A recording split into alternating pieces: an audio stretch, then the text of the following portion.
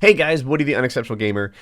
This is a video about how Black Ops 2 matchmaking really works. I actually drew a couple of flowcharts before I settled on this Venn diagram as a way to sort of demonstrate the filtering process from every option out there to the game that it eventually places you in. So I'm going to go through the rings here from outside to inside, and hopefully this is an understandable way for you to see why you're getting the game that you're getting. Let's go.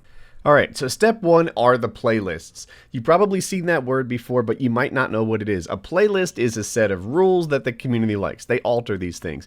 The playlist contains information about how the guns work. It contains information about how the score streaks work, like the delays of the lightning strike, things like that. And it contains information about the game itself, right? So anyway, it has all these people out there, and you choose a playlist. And the first thing you do is you narrow it down. Like, all right, I want to be in this playlist. It's the one on your PC. So if they update the playlist, you've probably seen how you can't join your friend's game, or your friend can't join you because you've got a different version of the playlist. You have to like back out to the main menu and go forward again so that you're current. Okay, so it finds people who are playing on the same version of the playlist as you. Boom, there's your first filter. Second filter, game mode. Are you playing hardcore search and destroy? Are you playing core domination? Are you playing core team deathmatch, sharpshooter, something like that? That is the next sort of, filter to guide you towards the best game for you. Next, do you have the DLC? You know how if you have the DLC, it starts mixing those maps into it for you? Well, that's one of the things that it needs to look at when it does its filter. If you've bought the first map pack that drops, then that's you only want to play with people who have that, because if you didn't, people would get kicked out of the lobby World at War style. If you didn't buy the DLC, when that map came up, they would just get ejected back to the main menu or something, and that really sucks.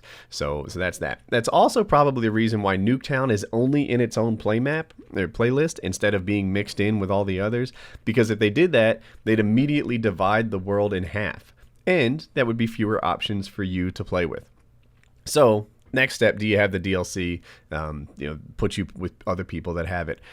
Next step in this little filter, you can see it constricting down, trying to find the best game for you. Are players near you? And this is related to connection, but it's not a connection test. It has you in 4 geographic tiers, right? So if you can imagine yourself on the map and it were to draw like ever broadening circles, with bigger diameters. First, is there a guy in your neighborhood? Is there a guy in your town? Is there a guy, in your state or the neighboring states? Is there a guy in your country? It has this geographic region and it broadens it. So that's going to inform whether or not you'll have a good connection to host. Everyone knows if a guy in the United States plays against a guy in Europe, so one of them is going to have a bad connection. It does that, right? It tries to find people near you. The next thing, skill level. So the way they describe it, they put people into very broad skill level groupings. And skill-based matchmaking does work, but it's not like everyone's going to have the same KD and score permitted as you down to the decimal point. No, instead they just sort of, break it up into, this guy's a pro, this guy's a regular Joe, and this guy's a noob. And it tries to match people up with, guys who are generally at the same level that they are. That's how skill-based matchmaking works. It's not as defined as you might think, but they try to make it so that pros aren't stopping on absolute noobs and making it so that they don't want to play the game. That's the deal. And then the last thing, the best connection for you. It is time consuming to actually test your connection against the lobby's host. So you wouldn't want to do that, against every playlist out there. You want to sort of narrow it down by these other things, right? Don't test that connection against wasted lobbies.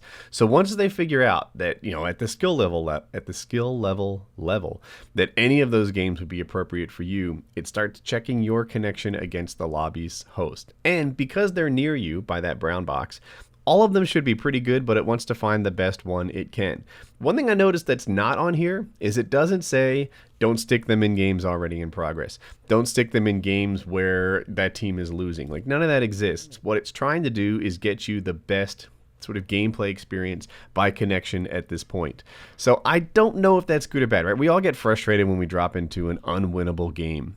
But that's just one game, and then the rest of your lobby experience should, in theory, be better because you have a good connection to the host and the teams will get mixed up again, etc.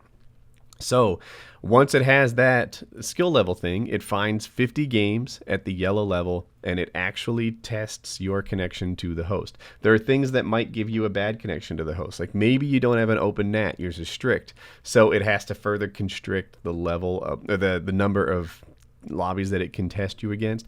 People think that open connection gives you better connection to host, or that strict gives you a bad connection to the host. That's not really true. But what it can mean is that the pool of hosts that you can possibly play with is reduced. So therefore, if your connection is strict or moderate, then you'll have fewer choices for good games to put you in. But this is how it works. It looks at every playlist and it shrinks it by game mode, whether you have DLC, are the players near you geographically, are the players of a similar skill level to you, and then it tests your connection to make sure that you get in the best lobby against with that host that you can be in, and then you're ready to play. That's how Black Ops 2 matchmaking really works. I hope you enjoyed the video. If you liked the video, be sure to hook me up with a like. If you're new and you liked it, click subscribe where it's yellow in the top right corner there. 2 you may have missed: on the left, Black Ops 2 sharpshooter tips. On the right, my vlog where my daughter and I went out to the movies. Bye.